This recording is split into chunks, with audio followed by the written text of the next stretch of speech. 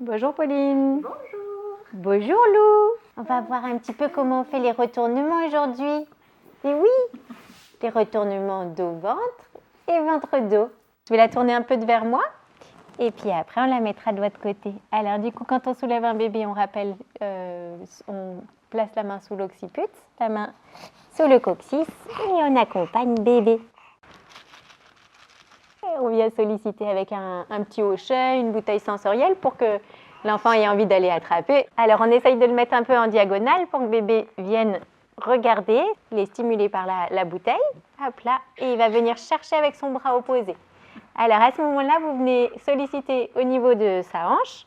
Vous placez votre main, votre pouce, hop là, dans l'aine et les 4 doigts opposés sous la fesse. Et vous incitez le mouvement. Et hop là.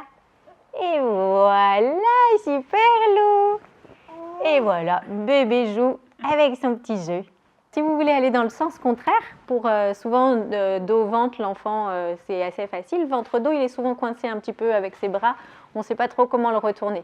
Donc là, ce qui va être intéressant, c'est de pouvoir lui donner finalement un guide, un chemin, pour pouvoir y accéder. Alors, autant pour le retournement dos-ventre, on passe par le mouvement du bassin.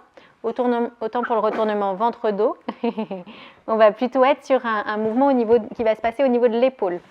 Donc à ce moment-là, vous placez le bras de votre bébé, hop là, voilà, perpendiculaire, et vous allez venir accompagner le mouvement au niveau de l'épaule. Vous enroulez l'épaule en fait.